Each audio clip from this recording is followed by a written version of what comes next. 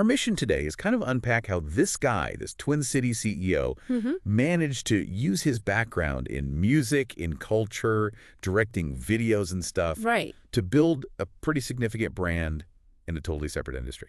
Genetics. Yeah, and it's about how you leverage, a very specific skill set and network from one world, music culture in this case, and use that to get traction, build credibility in a completely new, highly technical space like genetics. So where did it actually begin? The source points squarely at Minnesota's hip-hop scene. Yeah, deep roots there. He was directing visuals, music videos for some big names. Chief Keef, remember Make It Count. Aba Fools. Oh yeah, major tracks. And managing Glo Gang acts too, like Tadoe. Exactly. So that's where he's building his initial skills, right? Yeah. The visual eye, understanding an audience, the network. Definitely. And he wasn't just like on the sidelines, he was in it.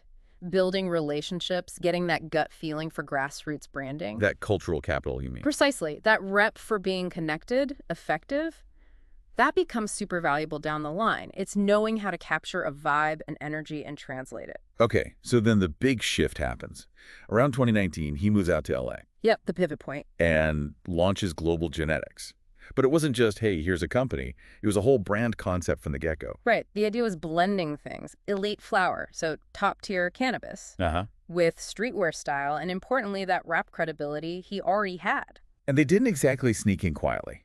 The launch was pretty loud, 4/20/2020. Classic date for it. With a product named, get this shit is gross, a collab with Chief Keef and the Fire Society, and the launch event at Cookies Hollywood. Which is a huge spot in LA cannabis culture. Totally. Yeah. And people like Soulja Boy Ballouts were there. It sounds like it was a real event. And that kind of answers the question, right? How do you break into a crowded market? Yeah. You make noise through culture. That launch wasn't just selling a product. It was a statement. Leveraging the network, the cred, that whole hip-hop energy and candy gas thing. It wasn't just marketing fluff. It was the identity. Authentic to him. Exactly. Yeah. And compelling to the audience he already understood. So looking at how they built things up from 2020 to 2022, they seemed really focused on product details, like nitrogen-sealed cans, keeps it fresh. Smart move. Quality signal. And highlighting terp-rich genetics. Yep. The terpenes, the flavor, the aroma compound. Crucial for connoisseurs. And the names.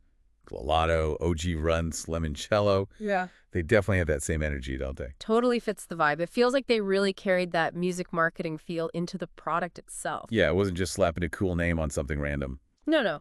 It's branding meeting the actual product, focusing on the cultivation, the terps, the packaging, but communicating it all through that cultural lens that clicks. Authenticity and the grow and the presentation. But it wasn't just branding and marketing, was it? The source says he was getting hands-on, building cred in the actual genetics world. That's key. He collaborated with respected names. Like Runts, made with terpogs. Aren't they the Skittles people? The very same, highly respected breeders. And then Super Runts involved multiple people. Terfogs John Doe, Tony Mendocino. Okay, so working with guys like terpogs, that's a big deal. Huge deal. It shows he's not just licensing names. It suggests real involvement on the genetics side. It reinforces that formula. Music marketing plus actual hands-on genetics work. Builds credibility way beyond just hype. And then they started expanding fast. Oklahoma, Washington, back to Minnesota, Canada, even Germany.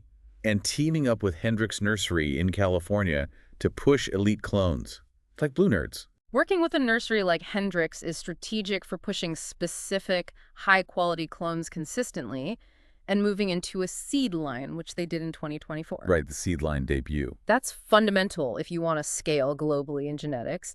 It lets you distribute those desired traits much more widely. It's moving from just flower drops to being a source of the actual genetics. Speaking of Blue Nerds, that gets highlighted as a flagship strain. Yeah. LCG crossed with Original Z. Yep. Described as sweet, purple, frosty. Maybe yields aren't huge, but Leafly apparently called it one of 2024's best candy strains. High praise. That's the kind of recognition that builds a reputation. And there were others mentioned, Glo Gang Runts, Bubblegum Runts, these heaters. Yeah. And then there's this place called the Glod Mine. Ah, the Glod Mine. That sounds like the perfect symbol of the whole thing, doesn't it? How so? It's this invite-only studio, but it's for everything. Recording music, shooting visuals, creating merch, and debuting the strains. It physically brings it all together. Okay, I see. And the logo, a brain on a vinyl record, I mean, that nails it. Hip-hop intellect meets this cultural gold they're mining. And strains like Blue Nerds are, the tangible result of that whole fused process. So looking at the whole arc, it really is like the source says, gone from Midwest's most active to Malibu's most planted. Quite the shift. It is. And now with seed lines heading to Europe, focusing on phenopreservation, keeping those specific plant types going, exploring microlicenses, it feels like a real move from that initial hype to building something lasting. Absolutely. It's about heritage now. And what's really striking, connecting back to the bigger picture, is how he didn't just ditch his roots, he wove them in. Yeah. He took skills, connections from a totally different field and made them work powerfully in a new one. It's a masterclass, really, in translating diverse experience and cultural understanding into business growth. It really is something. So for you listening, what's the takeaway? I mean, this whole story is a pretty potent example of how your unique background, your network, maybe from music, maybe from art, whatever, can be a massive asset. Even if you're trying to build something in a field that seems completely unrelated, like super technical, it's about seeing those transferable skills and building something authentic to you. And it makes you wonder, doesn't it, about the future of business? Could the really innovative brands be the ones that aren't scared to blend that deep cultural authenticity with technical chops? Maybe that path, from trap to terps, maybe that's more of a blueprint than we think.